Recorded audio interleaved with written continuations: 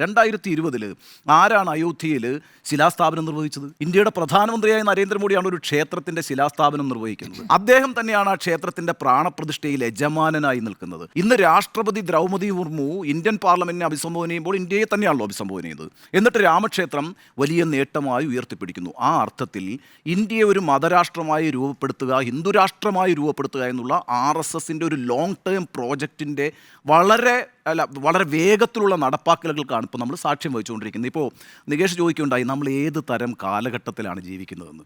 അതാണ് ഏറ്റവും സുപ്രധാനമായ ചോദ്യം. നമ്മുടെ മതേതരത്വം വെല്ലുവിളിക്കപ്പെടുന്നു. നമ്മളുടെ ഒരു ഏകമത രാഷ്ട്രമാക്കി ഇന്ത്യയെ മാറ്റി തീർക്കുക എന്ന് പറയുന്ന ഒരു വലിയ പദ്ധതിയുടെ ആദ്യഘട്ടത്തിലാണ് ഇപ്പോൾ നമ്മളുള്ളത്. അതുകൊണ്ട് ഗ്യാൻവാബി എന്ന് പറയുന്നത് ഒരു ഇലക്ഷൻ പ്രോജക്റ്റ് മാത്രമല്ല, അതിങ്ങനെ തുടർന്നുകൊണ്ടേയിരിക്കും. പല പദ്ധതികൾ ഇനിയിപ്പോൾ ഒന്നൊന്നായിട്ട് വന്നുകൊണ്ടിരിക്കും. വീട്ടിലിരുന്നു കൊണ്ട് പേഴ്സണൽ ട്രെയിനറുടെ സഹായത്തോടെ വാട്സ്ആപ്പ് വഴി ഇംഗ്ലീഷ് പഠിക്കാം. English cafe.